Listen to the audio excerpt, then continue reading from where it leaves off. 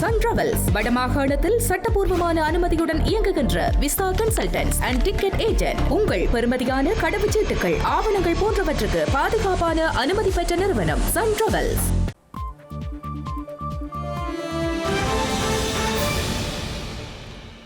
வணக்கம்.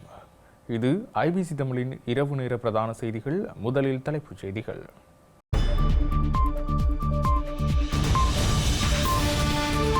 திருமலை நோக்கி நகரவுள்ள ஈரானிய கப்பல், ஸ்ரீலங்காவிற்கு அமெரிக்கா நெருக்கடி.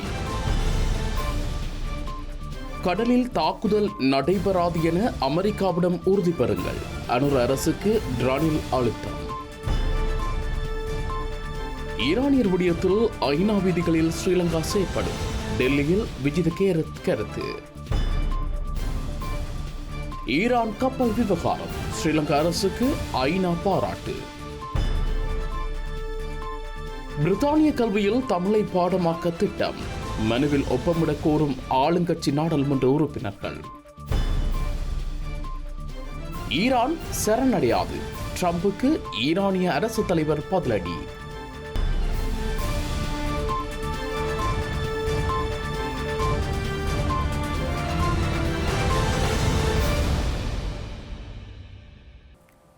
இனி விரிவான செய்திகள். இலங்கையில் பாதுகாப்பு கோரிய ஈரானிய கடற்படை கப்பலான IRIS புஷர் திருகோணமலை துறைமுகத்துக்கு கொண்டு செல்ல நடவடிக்கை மேற்கொள்ளப்பட்டது. குறித்த கப்பலை திருகோணமலைக்கு கொண்டு செல்ல ஸ்ரீலங்கா கடற்படையினர் பாதுகாப்பு வழங்குகின்றனர். எவ்வாறாயினும் அமெரிக்காவின் தாக்குதல் அச்சம் காணப்படுவதாகவும் தெரிவிக்கப்படுகின்றது. ஈரானிய கப்பலில் இருந்து மீட்கப்பட்டவர்கள் மீண்டும் ஈரானுக்கு அனுப்பப்படக்கூடாது என அமெரிக்கா விடுத்த அழுத்தத்தில் ஸ்ரீலங்கா அரசாங்கம் தடுமாறுவதை அதன் வெளியுறவு அமைச்சர் விஜிதகேரத்தின் இன்றைய கருத்து வெளிப்படுத்தியுள்ளது. இலங்கையில் உள்ள ஈரானிய கடற்படையினர் மற்றும் மாலுமிகள் ஈரானுக்கு திருப்பி அனுப்பப்படுவது குறித்த கேள்விகளுக்கு நேரடியாக பதிலளிப்பதை தவிர்த்த அவர் ஸ்ரீலங்கா ஐக்கிய நாடுகளின் சர்வதேச சட்டத்தின்படி இந்த விடயத்தை கையாள்வதாக குறிப்பிட்டுள்ளார். இந்தியாவில் தங்கியுள்ள ஸ்ரீலங்காவின் வெளியுறவு அமைச்சர் விஜிதகேரத் இலங்கை கடல் எல்லைக்கு அருகில் ஈரானிய கப்பலுக்கு எதிராக அமெரிக்கா நடத்திய தாக்குதலின் பின்னரான வினாக்களை எதிர்கொண்ட போது ஈரானிய பணியாளர்கள் ஈரானுக்கு திருப்பி அனுப்பப்படுவார்களா என்பது குறித்த கேள்விகளுக்கு நேரடியாக ஆம் அல்லது இல்லை என்ற பதிலை கொடுக்காமல் அவர் ஐக்கிய நாடுகளின் கடல் சட்ட விதிகளின் கீழ் இலங்கை செயல்படுவதாக மட்டும் கூறிக்கொண்டார். இந்த சம்பவத்தில் எந்த தரப்பையும் ஆதரிக்க ஸ்ரீலங்கா விரும்பவில்லை என்றும் சர்வதேச சட்ட கடமைகளின் கட்டமைப்புக்குள் இந்த விடயத்தை தொடர்ந்து தனது நாடு கையாளும் என்பதையே மீண்டும் மீண்டும் கூறினார். ஈரான் போர்க்கப்பல் விவகாரத்தில் ஸ்ரீலங்கா அரசாங்கத்தின் தலையீட்டுக்கு ஐக்கிய நாடுகள் சபை பாராட்டியுள்ளது. இலங்கைக்கான ஐக்கிய நாடுகள் சபையின் பதிவிட பிரதிநிதி மார்க் ஆண்ட்ரே பிரெஞ்ச் தனது எக்ஸ் தளத்தில் பதிவொன்றையிட்டு பாராட்டியுள்ளார். ஐக்கிய நாடுகள் சபை மற்றும் சர்வதேச உடன்படிக்கைகளின் அடிப்படையில் பல்லினத்தன்மை மீதான அர்ப்பணிப்பை மதித்து நடுநிலைமை மற்றும் அமைதிக்காக ஸ்ரீலங்கா அரசாங்கம் காட்டிய மனிதாபிமான தலையீட்டை பெரிதும் பாராட்டுவதாக இலங்கைக்கான ஐக்கிய நாடுகள் சபையின் வதிவிட பிரதிநிதி மார்க் ஆண்ட்ரே பிரெஞ்ச் குறிப்பிட்டுள்ளார். அத்துடன் கப்பலையும் அதில் இருந்தவர்களையும் மீட்பதற்காக ஸ்ரீலங்கா அரசாங்கம் செயற்பட்ட விதம் சர்வதேச ரீதியாக வழங்கப்பட்ட வாக்குறுதிகளை பாதுகாப்பதில் இலங்கையின் அர்ப்பணிப்பை சிறப்பாக பிரதிபலிக்கிறது என்றும் மார்க் ஆண்ட்ரே பிரெஞ்ச் தனது பதிவில் மேலும் குறிப்பிட்டுள்ளார். இலங்கையை சூழவுள்ள கடற்பரப்பில் இனிமேல் இராணுவ நடவடிக்கைகள் முன்னெடுக்கப்பட மாட்டாது என்பதற்கான உத்தியோகபூர்வ உறுதியை அமெரிக்காவிடமிருந்து ஸ்ரீலங்கா அரசு பெற்றுக்கொள்ள வேண்டும் என ரணில் விக்ரமசிங்க தலைமையிலான ஐக்கிய தேசிய கட்சி வலியுறுத்தியுள்ளது. கட்சியின் தலைமையகம் விடுத்துள்ள விசேட அறிக்கையிலேயே இந்த விடயம் சுட்டிக்காட்டப்பட்டுள்ளது. இலங்கையின் பிரத்யேக பொருளாதார வலயத்திற்குள் அமெரிக்க நீர்மூழ்கி கப்பல் ஒன்றால் ஈரான் நாட்டு போர்க்கப்பல் மூழ்கடிக்கப்பட்டமை தொடர்பில் ஸ்ரீலங்கா அரசு தொடர்ந்தும் மௌனம் காத்து வருகின்றமை கவலை அளிக்கின்றது என ஐக்கிய தேசிய கட்சி குறிப்பிட்டுள்ளது. அரசின் இந்த மௌன போக்கை ஐக்கிய தேசிய கட்சி வன்மையாக கண்டித்துள்ளது. இவ்வாறான மோதல் நடவடிக்கைகள் காரணமாக இலங்கையின் பிரத்யேக பொருளாதார வலயம் ஒரு போர் வலயம் போல் மாற்றமடைந்துள்ளதாகவும் சுட்டிக்காட்டியுள்ளது.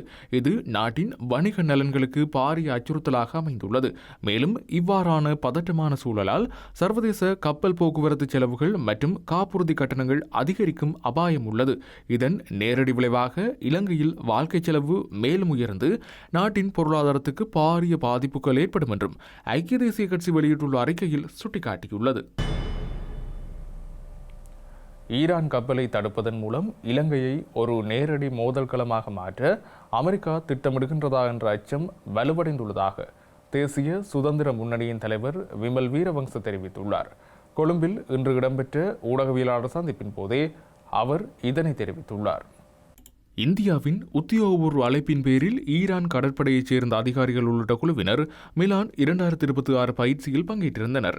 அமெரிக்க கடற்படையும் அதில் பங்கேற்கவிருந்த நிலையில் கடைசி நேரத்தில் அவர்கள் பின்வாங்கியிருந்தனர். ஈரான் போர்க்கப்பல்கள் மீது தாக்குதல் நடத்தும் நோக்கம் இருந்ததாலேயே அமெரிக்கா இந்த பயிற்சியில் இருந்து விலகியிருக்கலாம் என்ற சந்தேகம் எழுந்துள்ளதாக தேசிய சுதந்திர முன்னணியின் தலைவர் விமல் வீரவங்ச தெரிவித்துள்ளார். அத்துடன் தமது இந்தியாவுக்கு அழைக்கப்பட்ட ஈரான் குழுவினர் மீது நீர்மூழ்கி கப்பல் மூலம் தாக்குதல் நடத்த திட்டமிட்டிருந்தது குறித்து இந்திய உளவுத்துறையான ரோவிற்கு தெரியாமல் இருக்க வாய்ப்பில்லை எனவும் தெரிவித்துள்ளார். உயிர்த்த ஞாயிறு தாக்குதல் போன்ற சம்பவங்களை முன்கூட்டியே கணிக்கும் திறன் கொண்ட இந்தியா இந்த ஆபத்தை அறிந்திருந்தும் ஈரான் கப்பலை வெளியேற அனுமதித்தது இந்தியாவின் நம்பகத்தன்மை குறித்த கேள்விகளை எழுப்பியுள்ளது எனவும் அவர் குறிப்பிட்டுள்ளார். அத்துடன் இந்திய பெருங்கடல் பிராந்தியத்தில் புவிசார் ரீதியாக முக்கியத்துவம் வாய்ந்த இலங்கையை ஒரு இராணுவ மையமாக மாற்ற அமெரிக்கா முயற்சிப்பதான சந்தேகம் எழுந்துள்ளதாகவும் அவர் குறிப்பிட்டுள்ளார். ஈரான் கப்பலை தடுப்பதன் மூலம் இலங்கையை ஒரு நேரடி மோதல்களமாக மாற்ற அமெரிக்கா திட்டமிடுகிறதா என்ற அச்சம் தற்போது வலுவடைந்துள்ளது என அவர் மேலும் தெரிவித்துள்ளார்.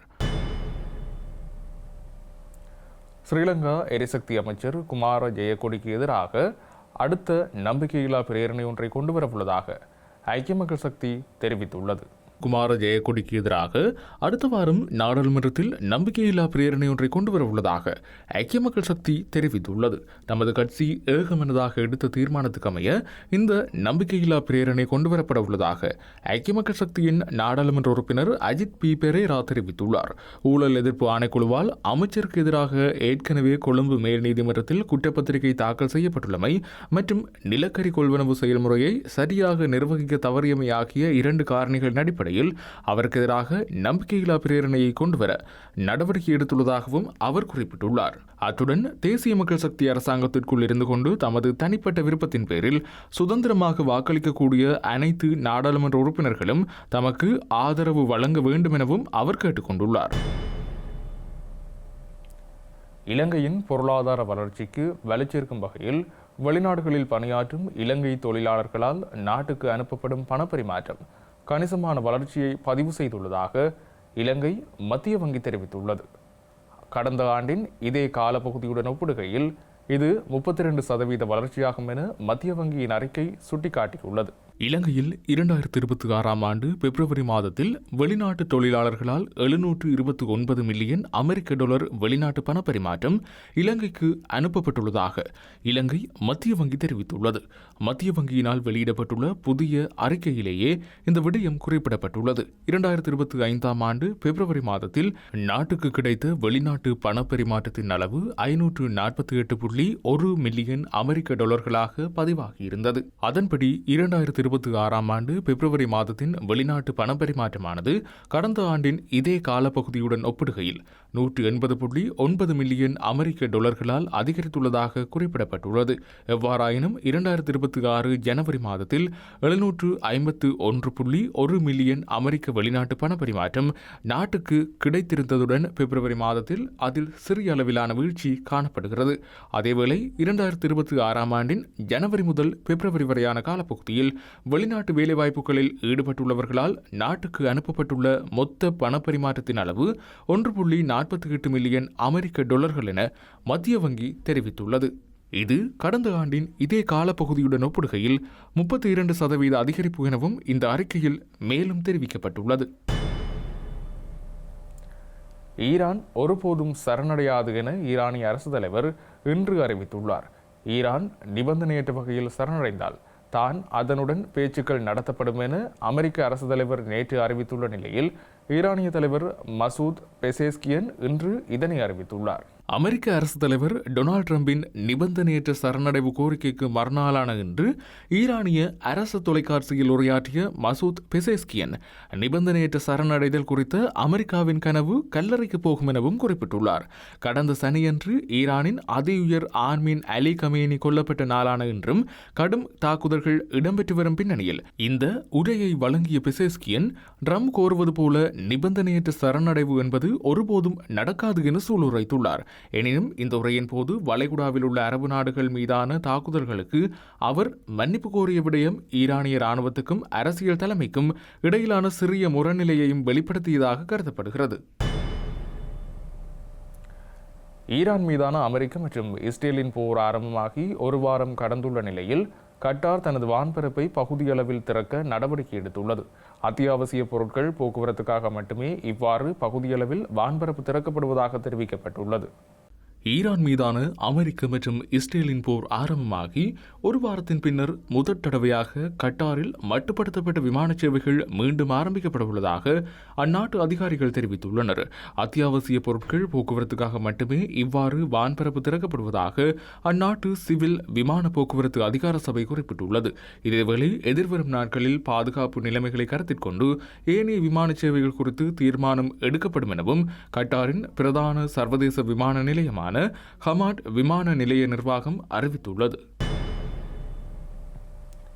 பிரித்தானியாவின் கல்வி பொது தராதர பரீட்சையில் தமிழும் ஒரு பாடமாக உள்ளடக்கப்பட வேண்டும் என்ற கோரிக்கையை பிரித்தானியாவின் ஆளும் தொழிற்கட்சியின் நாடாளுமன்ற உறுப்பினர்களான உமாகுமரனும் கரத் தோமஸும் முன்வைத்துள்ளதுடன் அதற்குரிய நகர்வுகளை செய்து வருகின்றது.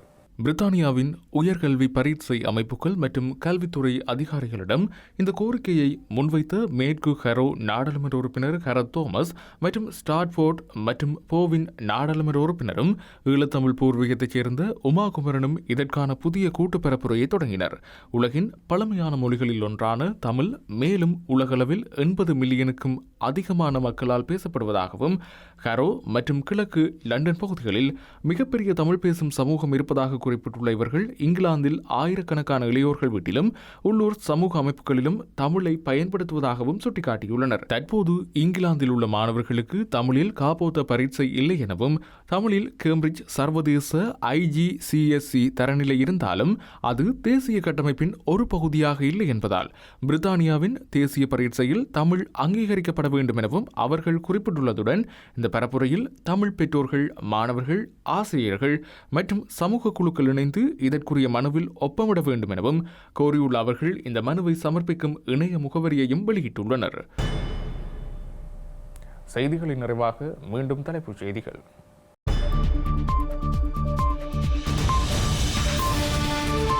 திருமலை நோக்கி நகரவுள்ள ஈரானிய கப்பல், ஸ்ரீலங்காவிற்கு அமெரிக்கா நெருக்கடி. கடலில் தாக்குதல் நடைபெறாது என அமெரிக்காவிடம் உறுதி பெறுங்கள், அனுர் அரசுக்கு டிரானில் அழுத்தம். ஈரானியர் விடயத்தில் ஐநா விதிகளில் ஸ்ரீலங்கா செயற்படும், டெல்லியில் விஜித கருத்து. ஈரான் கப்பல் விவகாரம், ஸ்ரீலங்கா அரசுக்கு ஐநா பாராட்டு. பிரித்தானிய கல்வியில் தமிழை பாடமாக்க திட்டம், மனுவில் ஒப்பமிட கோரும் ஆளுங்கட்சி நாடாளுமன்ற உறுப்பினர்கள். ஈரான் சரணடையாது, ட்ரம்புக்கு ஈரானிய அரசு தலைவர் பதிலடி.